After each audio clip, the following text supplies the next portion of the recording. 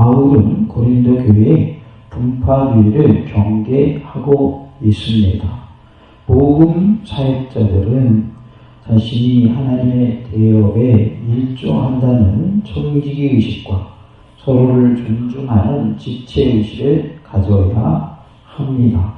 우리는 하나님의 종들입니다. 종은 주인이 시키는 대로 하는 사람입니다.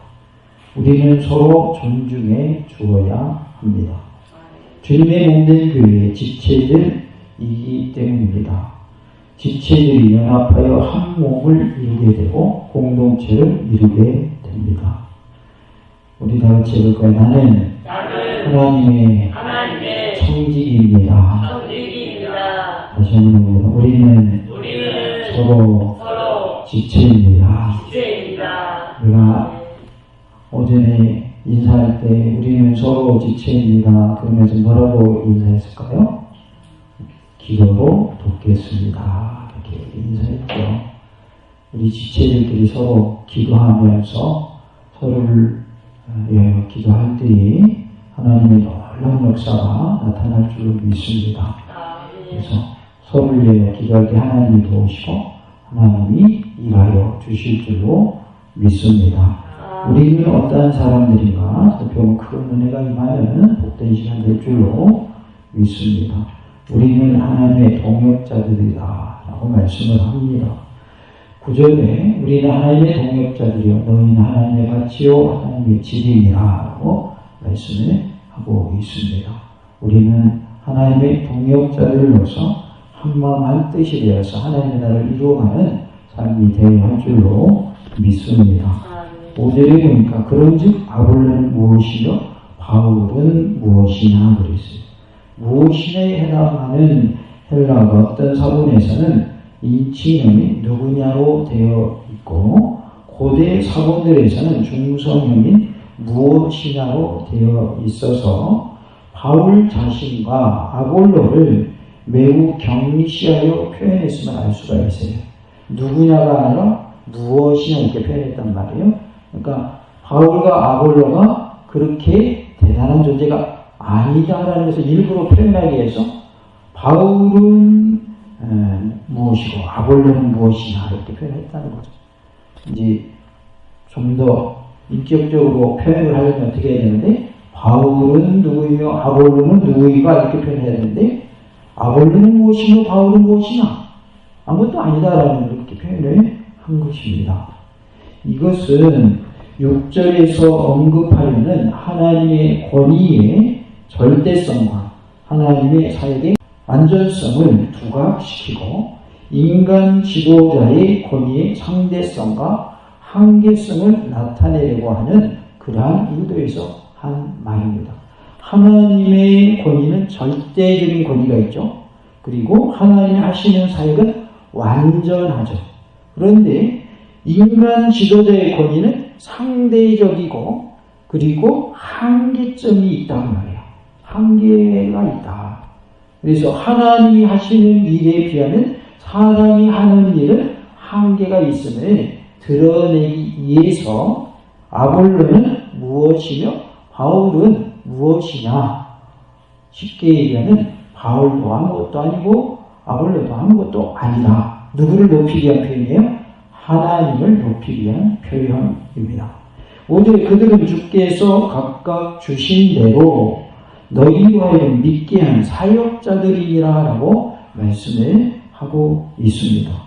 앞 9절의 질문에 대한 대답의 형식을 취하여서 주라는 표현과 사역자라는 표현을 대조함으로써 주라는 표현의 우위성을 나타내주고 있어요. 그러니까 주님은 아주 대단하신 분이고 사역자들은 말 그대로 일하는 일꾼에 불과하다라는 것을 나타내주고 있습니다.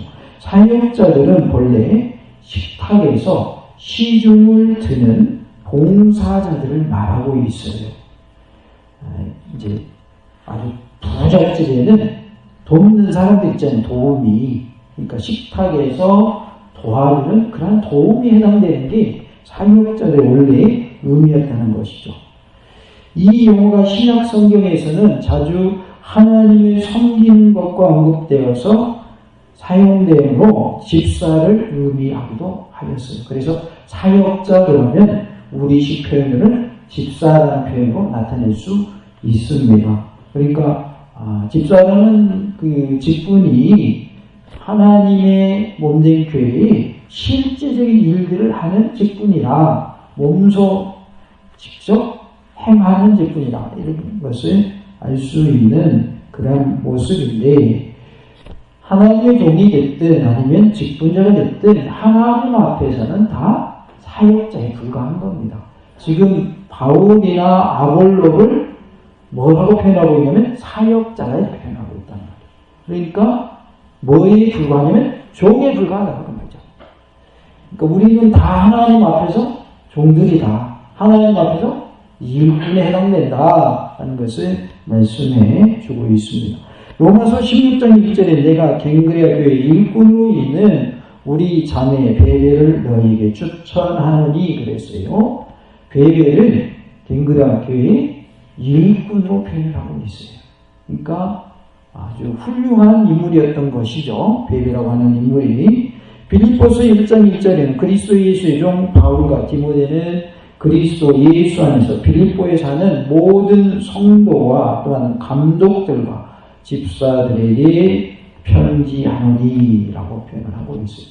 빌립보서니까 빌립보에 보낸 편지잖아요. 빌립보 교회에 보낸 편지잖아요. 바울과 디모데가 이제 편지를 하는데 빌립보에 사는 성도들 그리고 감독들, 집사들에게 편지했다. 그래서 거기에서 집사라는 표현이 나오고 있는 것을 보게 되는데요. 우리는 하나님의 사역자다라는 것을 우리가 기억해야 하겠습니다. 사역자는 쉽게 옛날식으로 말하면 종이다. 그 말이죠. 종이다. 그래서 우리가 하나님의 종 이렇게 표현을 하잖아요.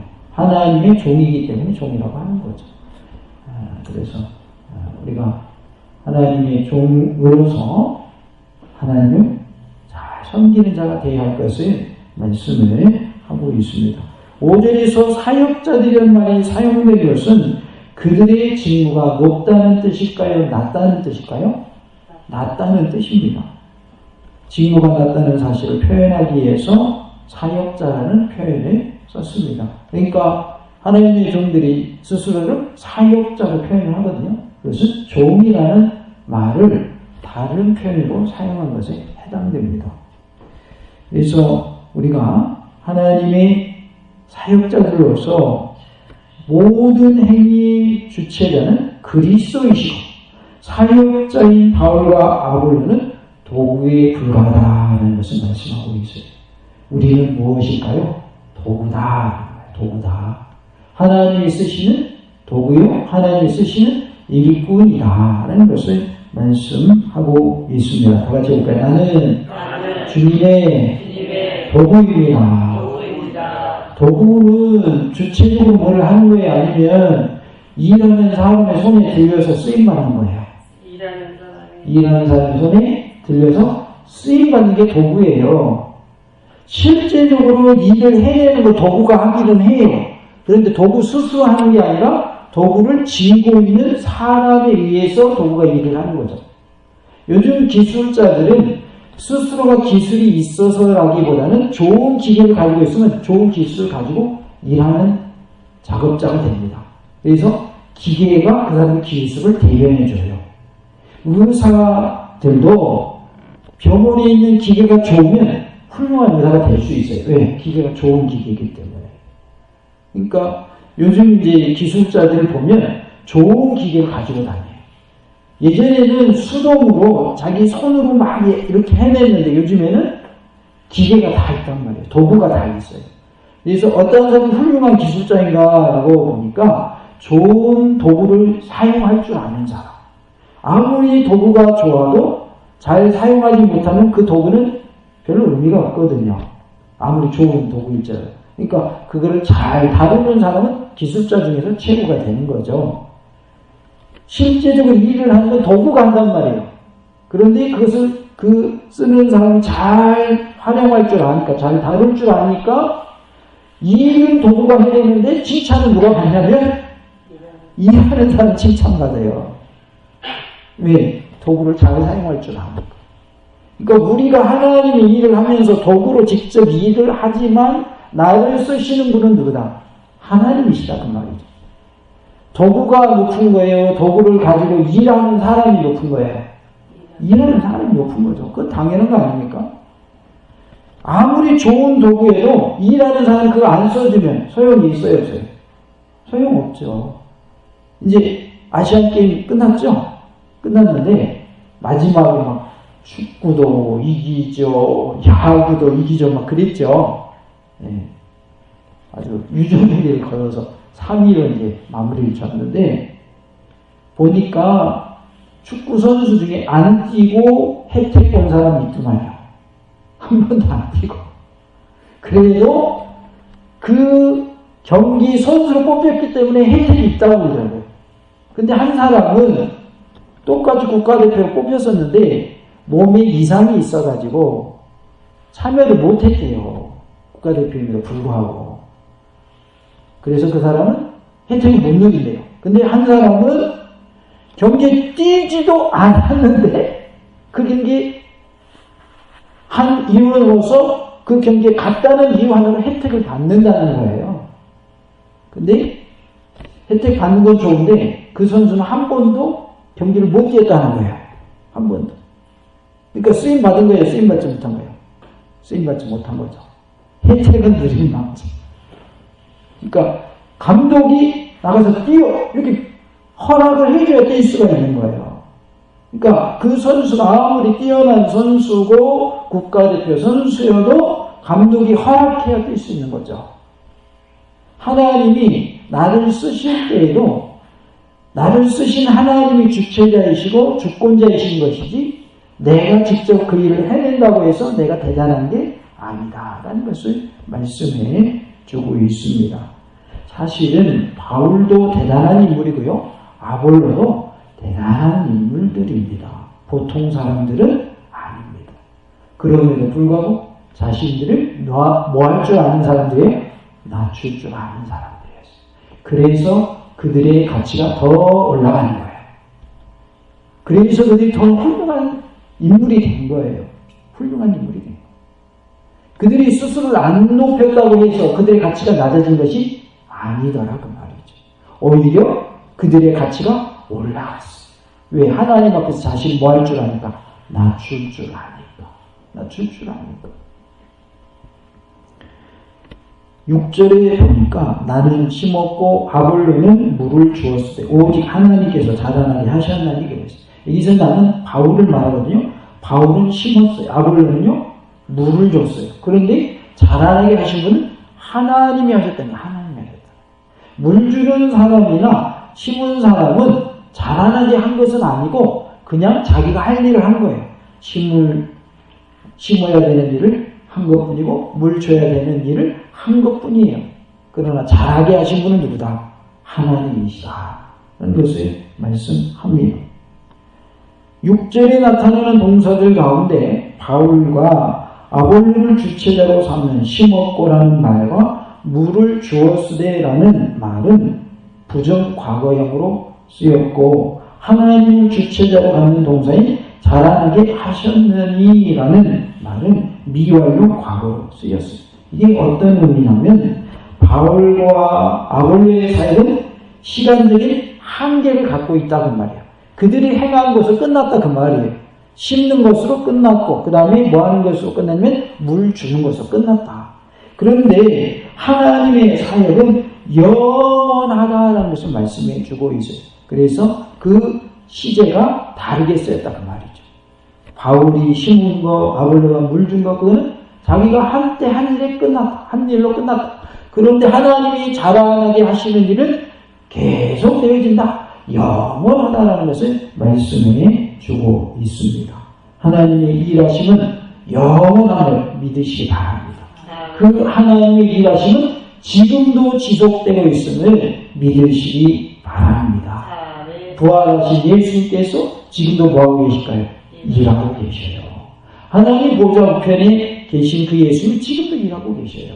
바울과 아볼로의 사역인 심고 물 주는 사역은 누구나 할 수 있는 일이지만 자라나게 하는 것은 하나님만 하실 수 있는 일입니다.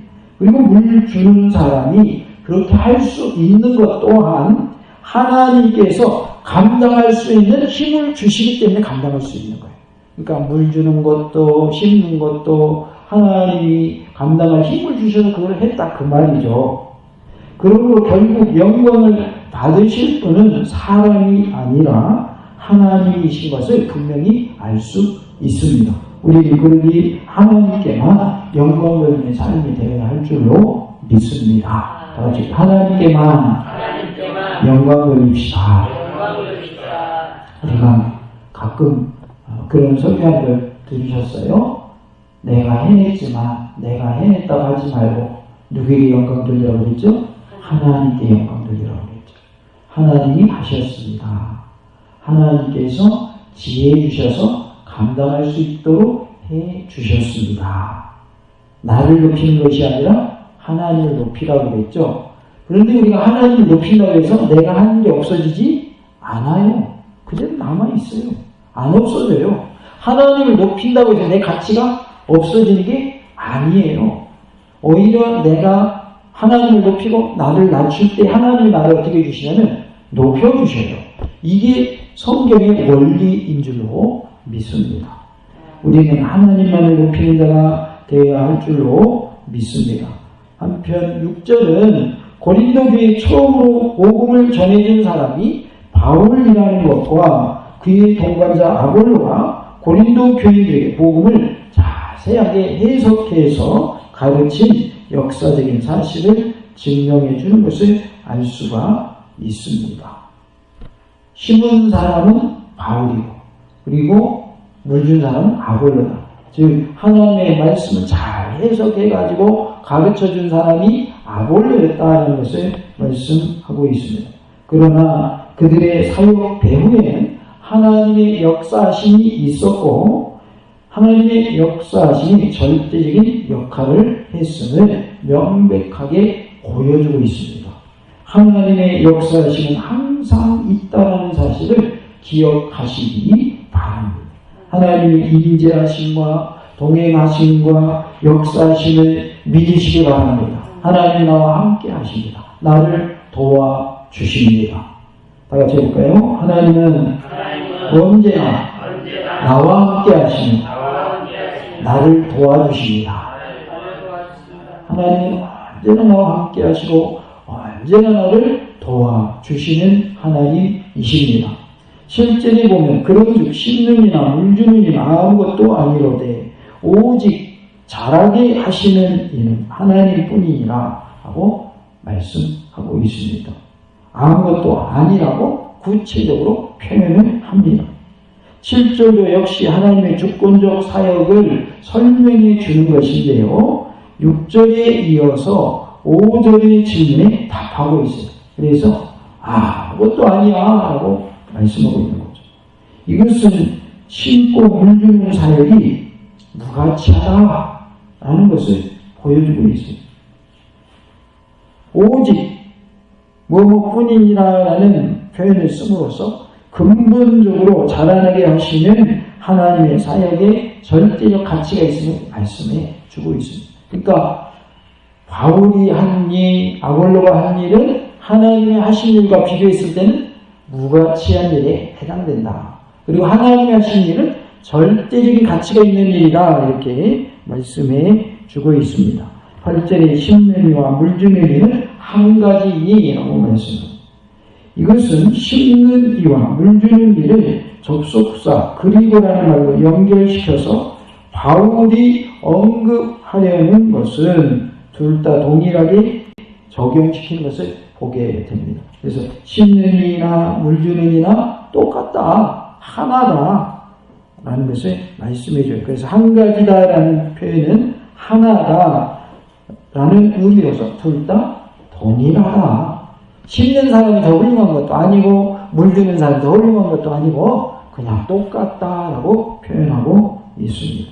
8절에서 말하고자 하는 것은 사역자들이 하는 일은 각기 다르다고 말해요. 물 주는 사람은 물 주는 거니까 그게 물 주는 사람의 일이고 심는 사람은 심는 것이 그 사람의 일이니까 그게 그 사람의 일이란 말이에요. 일이 서로 다르죠. 사역자들의 서로 일이 다르지만 동일하게 하나님과 관계를 맺고 동일한 교회에 관련되어 있는 것을 말씀해 주고 있어요. 그래서 동일한 하나님 안에서 교회와 관련돼서 일한 것이라 하는 것을 말씀해 줍니다. 복음 사역자들은 청지기 의식과 지체의식을 가지고 있어야 합니다. 우리는 하나님의 종들입니다. 종은 주님의 명령대로, 종은 주인의 명령대로 하는 자입니다. 우리는 서로를 존중해 주어야 합니다. 주님의 몸된 지체들입니다. 우리는 하나님의 동역자들입니다. 그래서 서로를 존중하는 모습이 되어야 할 줄로 믿습니다. 다시 한번 해봅니다. 나는 하나님의 청지기입니다. 우리는 서로 지체입니다. 청지기인 한 사람 한 사람이 모여서 공동체를 이루는 거죠. 한 몸을 이루는 거죠. 그러니까 우리는 서로가 지체인 것이죠. 한 몸을 이루는 지체. 그러니까 서로가 연합한 모습이 교회의 모습이기 때문에 어느 한 사람이 잘난 것도 아니고 다 동의하며 서로가 존중해주는 모습이 되어야 할 것을 말씀하고 있습니다. 8절에 각각 자기가 일한 대로 자기의 상을 받으리라 하고 있어요. 상은 어떻게 받냐면 자기가 일한 만큼 받는다는 거예요. 그러니까 일의 그 중요성은 각자가 하는 일이 다르지만 동일하게 똑같이 중요한데 상은 어떻게 받느냐? 자기가 한 만큼 받는다라고 말씀을 합니다. 각각 자기가 일한 대로라는 표현은 사역자들이 하나님께 대해서 개별적인 책임을 갖고 있음을 보여주고 있습니다. 바울은 사역자들이 자신이 수고한 만큼의 대가를 받는다고 말합니다. 그들이 가진 재능이나 은사조차도 하나님께로부터 온 것이기 때문에 그들이 갖고 있는 재능이나 은사와는 관계없이 수고에 대한 대가로 상급이 주어짐을 말씀하고 있어요. 그래서 은사도 재능도 누가 주신 것이다? 하나님이 주신 것이다. 우리가 받는 상급은 어떤 은사냐 또는 어떠한 재능이냐에 따라서 상급이 주어지는 것이 아니라 그것은 하나님이 주신 부분이고 우리가 일한 부분을 가지고 하나님이 상급을 주신다라고 말씀을 하고 있습니다. 열심히 하나님의 일을 하여서 하나님으로부터 많은 상급을 받으시기 바랍니다. 왜냐하면 일한 만큼 상급 주시기 때문에 그렇습니다. 우리는 주님의 일을 열심히 해야 할 줄로 믿습니다. 내 생명 다하는 그날까지 제사를 다하시기 바랍니다.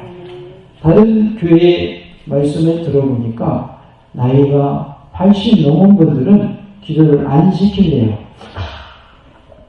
그런데 우리 교회는 그런 거 있어요? 없어요? 없어요. 80 넘은 분들 안 시키면 기도하는 사람이 너무 적어져요. 우리 교회 현실상. 그래서 그렇게 안 하고 있어요.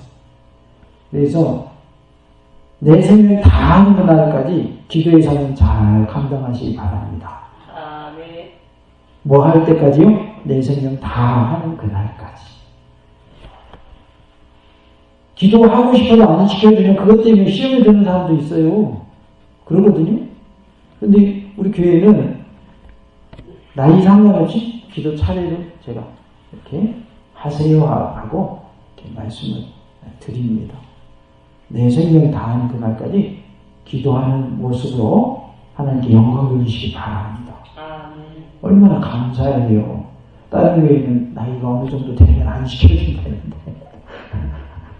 교회마다 다 다릅니다. 무엇이 없고 그런 건 아니에요. 근데 얼마나 감사합니까? 기도할 수 있음에 감사하시기 바랍니다. 또 하나님이 예배드릴 수 있는 은혜 주셔서 이 현장에 나와서 예배드릴 수 있음에 감사하시기 바랍니다. 모든 것이 다 하나님의 은혜인 줄로 믿습니다. 이 모든 것이 다 하나님의 은혜예요. 우리가 모든 상황 속에서 그때마다 하나님께 감사할 수 있는 그런 믿음을 소유하시기를 간절히 원합니다. 9절에 우리는 하나님의 동역자들이요 너희는 하나님의 밭이요 하나님의 집이니라 라고 말씀을 합니다. 우리는 하나님의 동역자들입니다. 하나님 나라 확장을 위해서 뒤에 쓰임받는 복된 삶이 다 되시기 바랍니다. 분파주의는 하나님이 싫어하실까요? 좋아하실까요? 싫어하십니다. 나뉘어지는 것은 하나님의 역사일까요? 마귀의 역사일까요? 마귀의 역사입니다.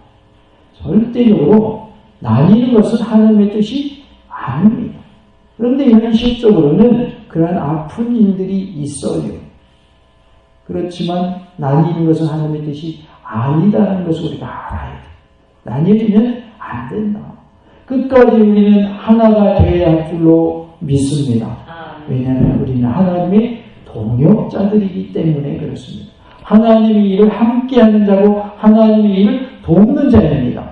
내가 하나님 아니다 말이죠. 하나님의 일을 이루어감에 있어서 내가 해야 될 부분을 해내는 사람에 불과하다. 하나님의 도구에 불과하고 하나님의 사역자에 불과하고 하나님의 일꾼에 불과하다. 하나님의 종에 불과하다 그 말이에요. 우리가 하나님의 일을 이루어감에 있어서 끝까지 하나님의 동역자로서 크게 쓰임받는 은혜가 있기를 원합니다. 우리 모두가 청지기 의식과 지체 의식을 가지고 서로 존중하며 하나님 나라의 일을 서로 협력하여 성취해 나가는 하나님의 동역자들이 다 되시기를 간절히 원합니다. 우리 다 같이 우리는 하나요 공동체입니다. 우리가 끝까지 쓰임받는 복된 삶이 될 수 있기를 간절히 원합니다. 할렐루야!